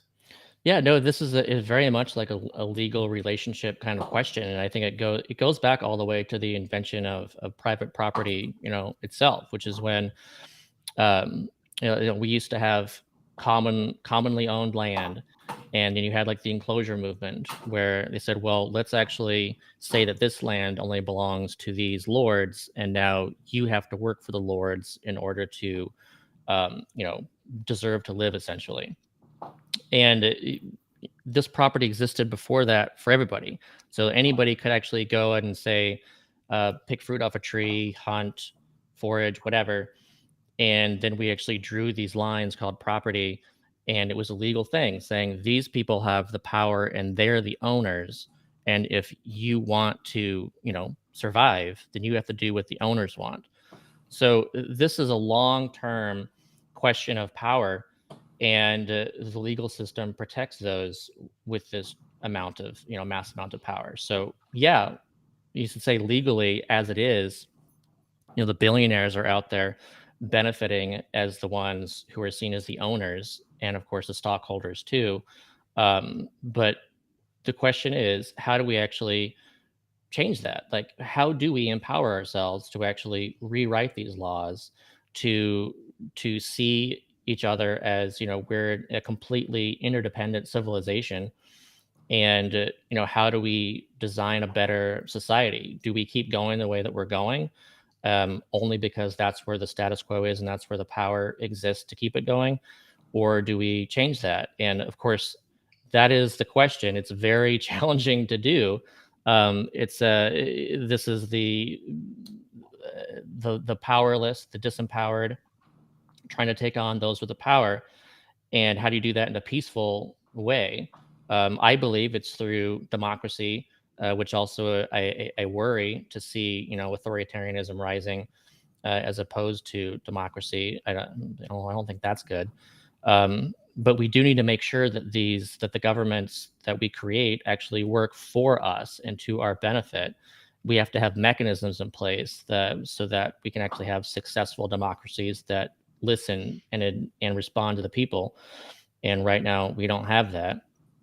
And I think that there are steps we can take that can increase our power along those lines, I think that, basic income to me is a big step towards that. So I think of, what are the steps towards basic income? I think, universality is an important thing. It helps us understand that we're all on this together instead of trying to pick and choose who is deserving and who is not deserving and for what reasons. See things as a human right instead of some kind of safety net or welfare kind of thing. And also looking at things like, again, natural resources as collectively owned, and inheritance itself, thinking about um, technology as an inheritance. Like, is it right that we exist in a certain moment of time where, let's say, Elon Musk could create the Optimus, like, let's say Optimus is highly successful, and it's able to do so much of human work. Um, is it right for Elon Musk to be the prime beneficiary of that, even though this has been like a series of events going back hundreds of thousands of years, to each advance of technology along the way? We have inherited where we are right now from the past, and I think that that's an important. It's important to recognize that all the people through the past that made this possible, who should benefit from that inheritance? Should it only be Elon Musk? Should Elon Musk be the lone inheritor of all of our collective knowledge over the past centuries, or should it be all of us? So yeah, it's a question of how do we do that? And I don't have any good answer to that because it's a big challenge. But I think it's important to actually make sure that we do that. Mike, what do you think?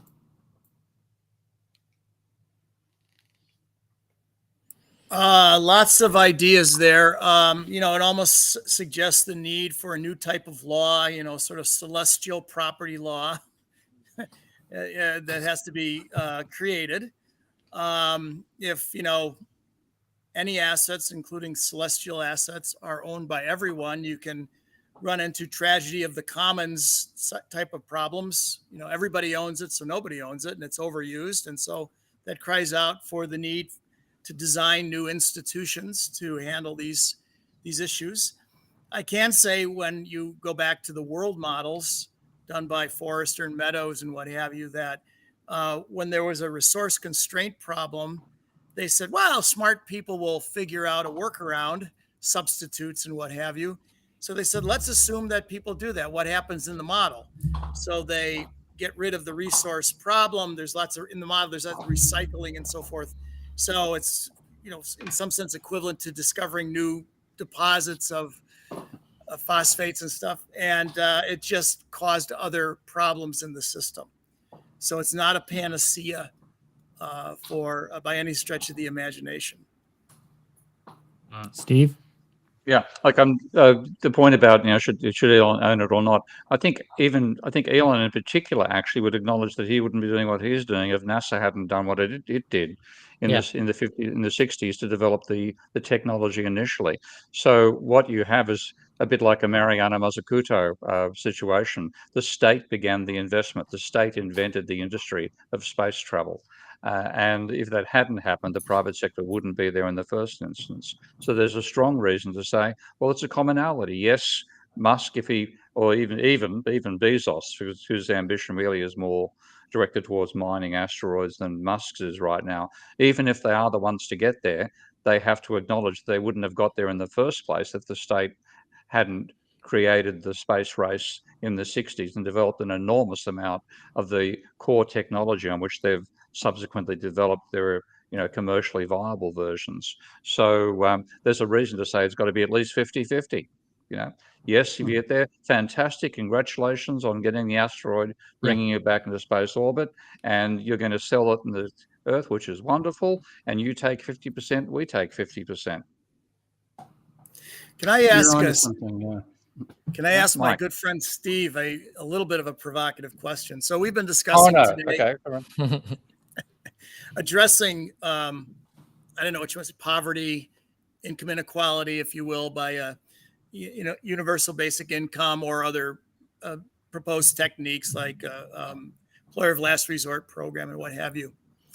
Do you feel, Steve Keen, that all of these things, policies, proposed programs, and what have you are simply rearranging the deck chairs on the Titanic due to the upcoming environmental crisis. Yeah, I do. And okay, in that sense, and it's, uh, I mean, I'm looking more and much at the deck chairs as the life rafts, and we are going to desperately need the capacity to provide a basic level of calories, fundamentally calories and protein for people to survive what we're about to go through.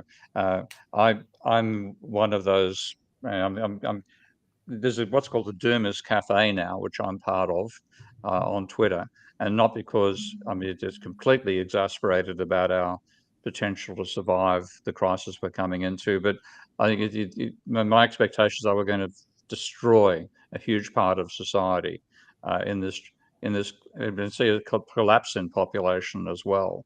And the only way to avoid that meaning a complete breakdown and we lose all the knowledge we've accumulated, let alone all the lives as well, is to have rationing. And so that, you know, to mean that you make sure people aren't going to die uh, in a capricious way.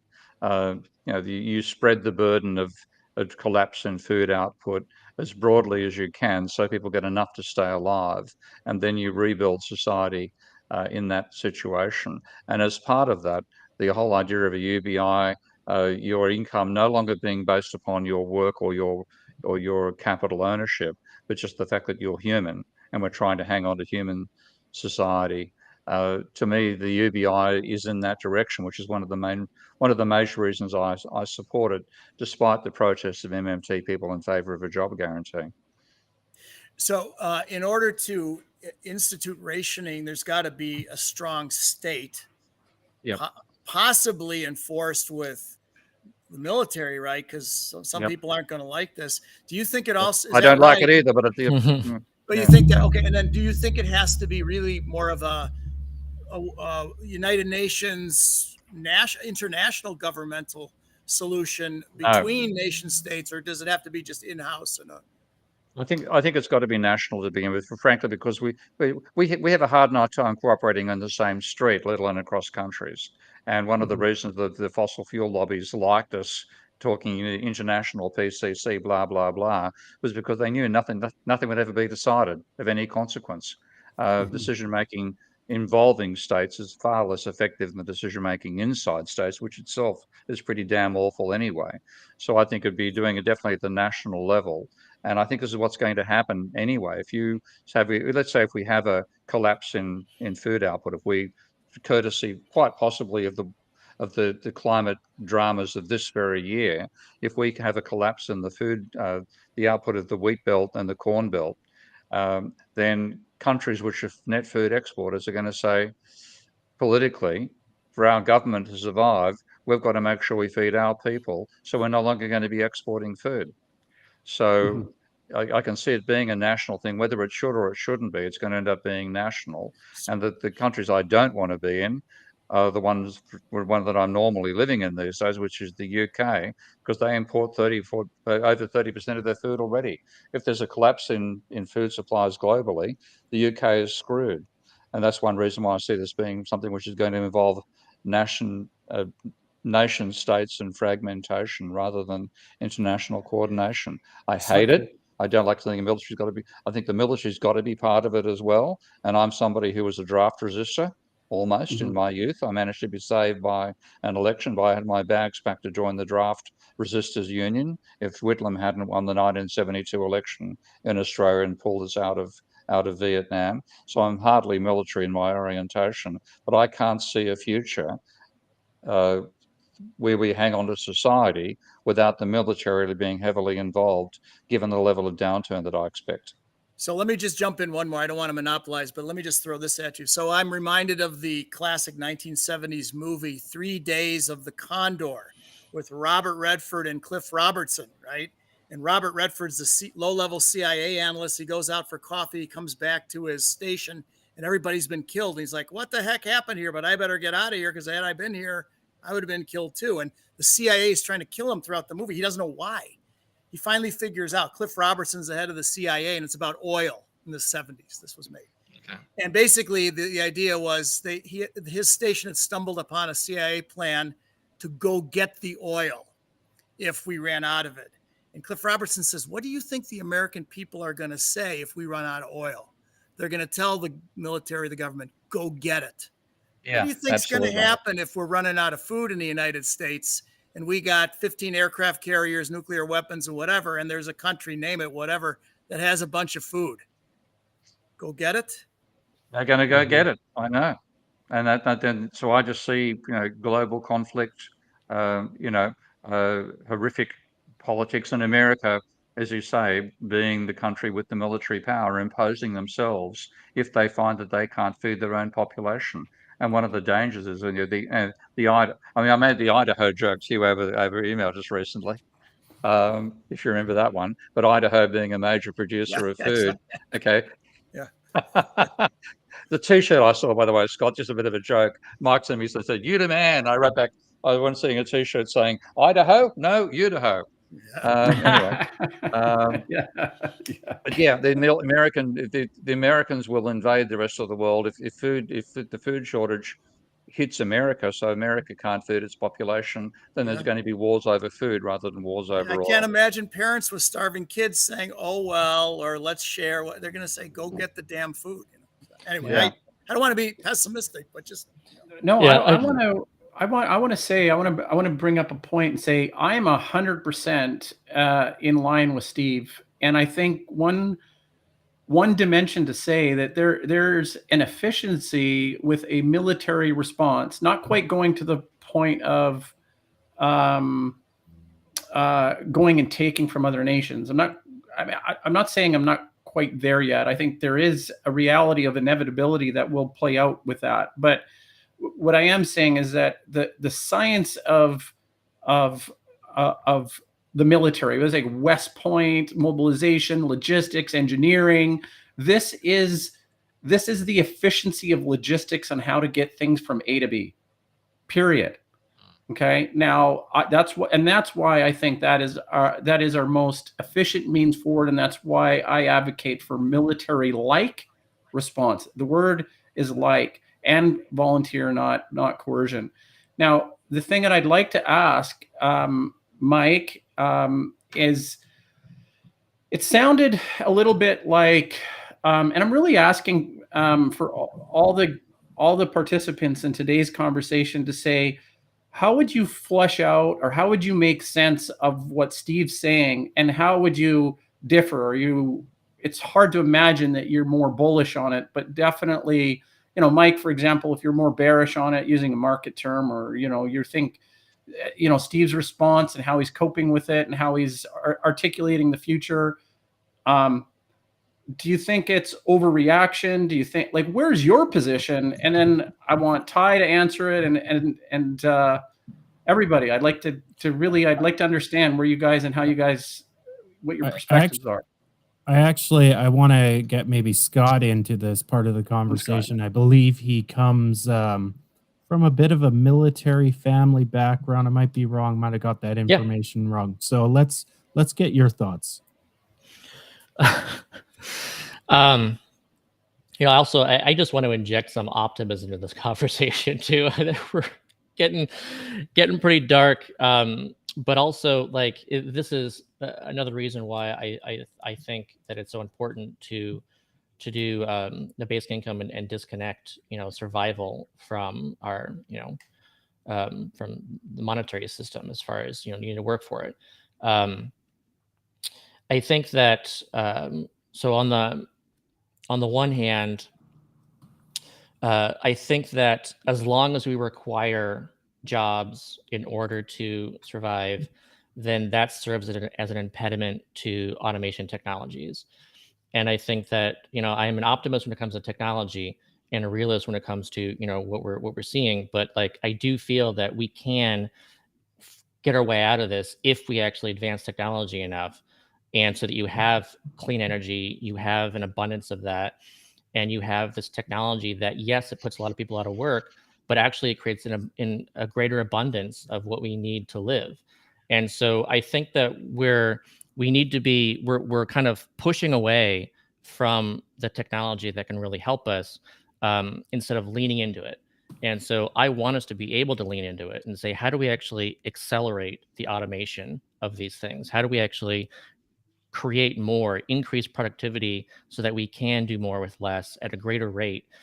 And I think that it's a barrier to that, to actually require people to do jobs that again are high carbon footprint jobs in order to survive. So I want to look at this from a technology angle too, is saying how do we actually improve the our ability to make sure that everyone has enough that they need in this environment of climate change where things get worse and worse, and we're actually seeing it be harder to grow foods. Like we need to have, bioengineered things. You need to suck the carbon out of the air. Like we need to develop these things, and we need to really reduce our carbon footprint as much as possible. I think again, this need for money to live is also pushing against a carbon tax. We need carbon taxes all over, and they need to annually crank up. And as long as it's not tied to people being able to afford these higher prices, people are pushing against that.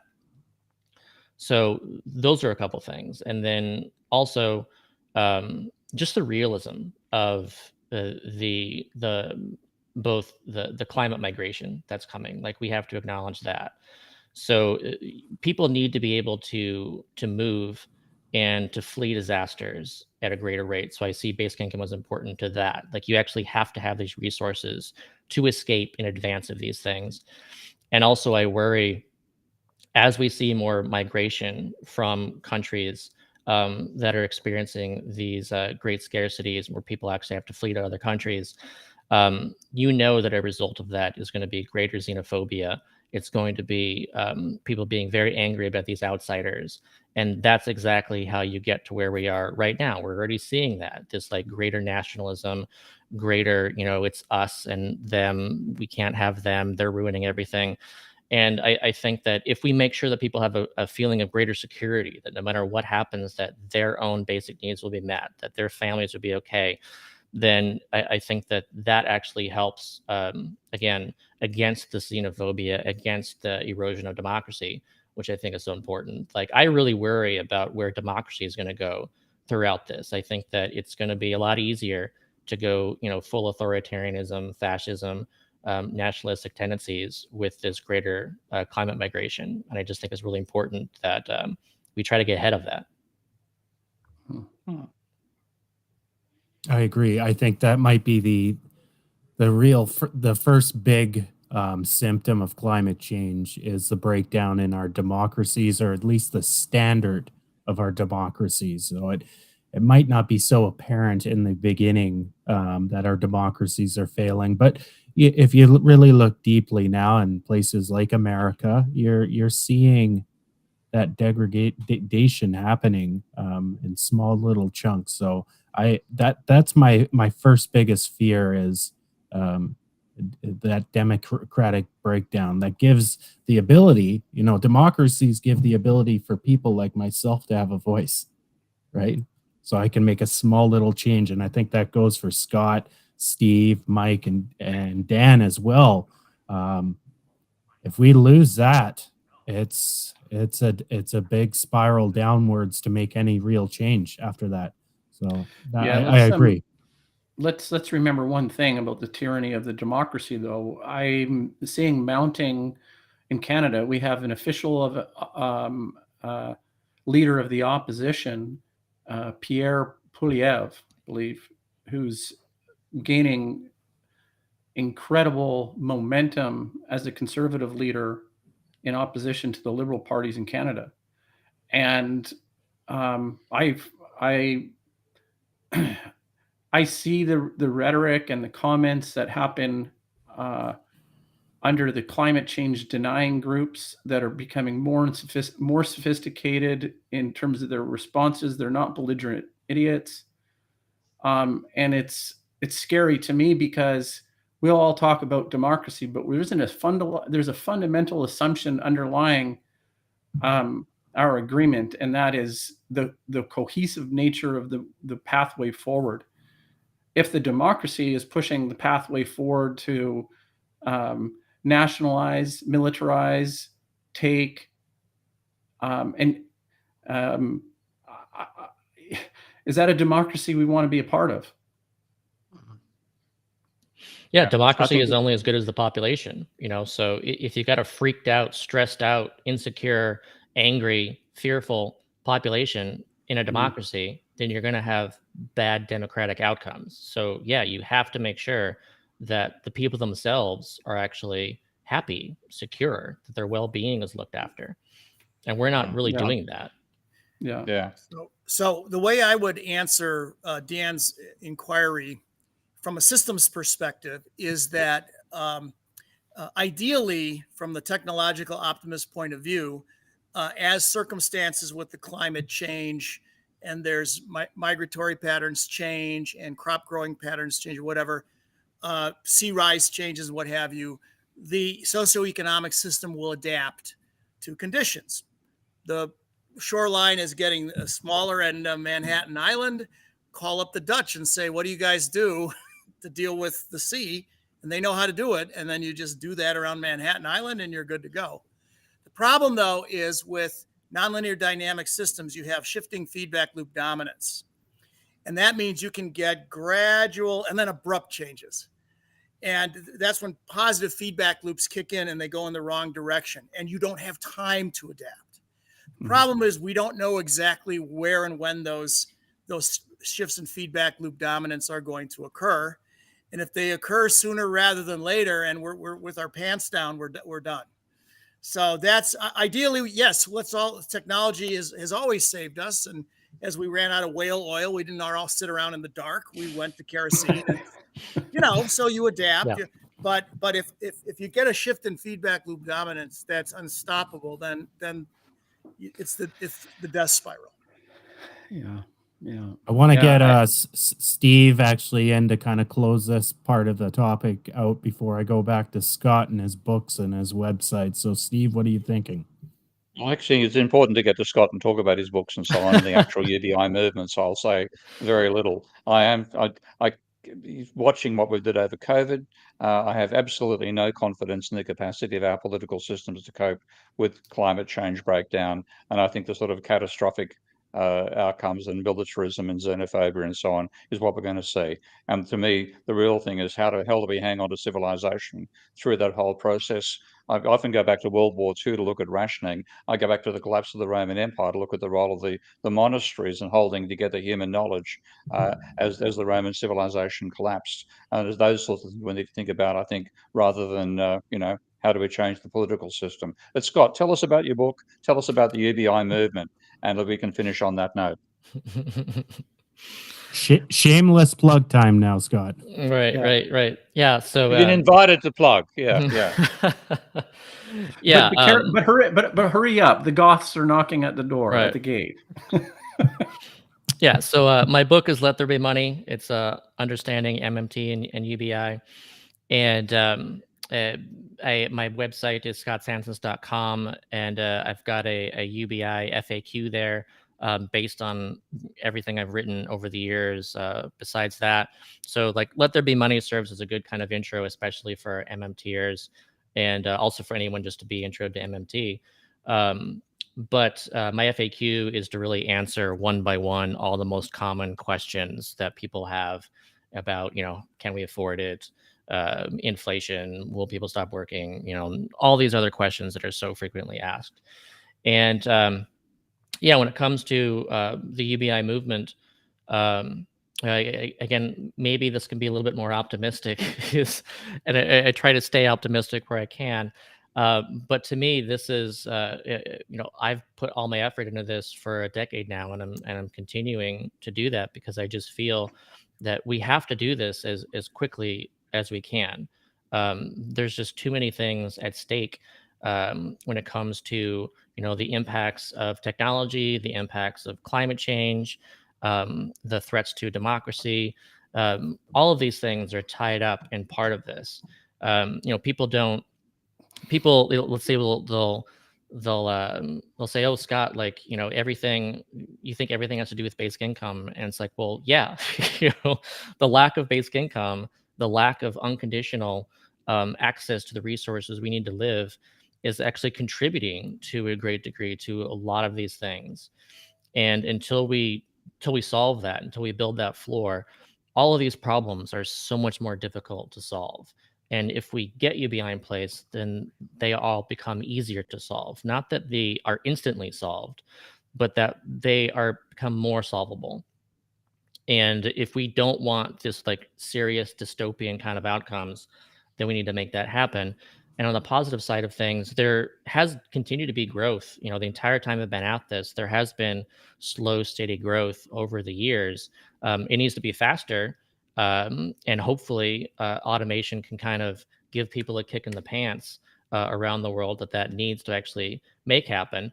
I personally don't think anything else will do it because nothing else has worked so far. All of the reasons for basic income has existed for hundreds of years, and it's never been enough.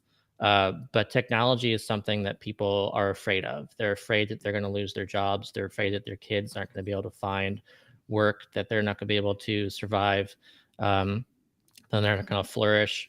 This fear of people can actually lead them to actually support a basic income. And if that's it, regardless of whatever reason people support it, if we're able to activate it, then again, all these other problems will be somewhat alleviated, and then we can actually work to solve these problems in a greater way. The positive side is that more and more countries are looking into this. There's pilots around the world of countries looking into this. I was like, we almost saw basic income happen in the first country, I feel, in Japan, where their presidential election was like super close, and the presidential candidate was pro UBI, and he didn't win, but it was very close. And if he had won, then we could have seen that there. Some country somewhere is going to be the first to do that, and I do think that that will actually encourage other countries to do it because of the positive impacts that will be seen from that. So hopefully there will be this surge in momentum of some country actually doing it. I would like to see the US do it first. Probably won't, but maybe it'll be Canada, maybe it'll be somewhere in Europe, maybe it'll be somewhere in Africa. South Africa is really talking about this too. Not so quite, it wouldn't be an immediate basic income, fully universal. It's more just for the unemployed, but they are already talking about that. The need to make sure that everyone has enough in order to empower them to create jobs, to fuel the economy to actually help their economy. And I'm very curious to see where this will happen first. And it's encouraging that there's so many different pilots, and they just seem to be proliferating more and more. And hopefully we'll get there. I guess in the US, if people want to get involved, they can go to incomemovement.com. That's kind of a grassroots organization to help people organize. And but wherever country that you're in, I encourage people to look in to see how they can get involved. And just on an individual level, what can you do? How can you, reach out to your favorite social media influencers, your favorite podcasters, encourage the topic to be discussed like we're doing here. Just encourage people to talk about it more offline too, with their friends and families and churches and everything. But I just feel that this is something that we've got to get solved in order to solve all these other huge issues. Scott, thanks for doing the full 2 hours with us. That's thanks for the invite. That was great. No, and we'll do this again, right? You've made it on the list of reoccurring guests. So we'll have this opportunity again. I want to thank all the viewers for chatting. If you have any specific questions for Scott, I know it's very hard in that chat because it moves so fast. Put a comment underneath. And if you do have a legitimate question about the UBI for Scott, I will relay it to him, and I'm sure he'll come along and give a good answer. So make sure you got the questions, use the comment section underneath the video. That is about it for us this week. We'll be back next week with another guest. So thank you, everybody, and we will see you next week. Bye-bye. Bye-bye. Thanks, all.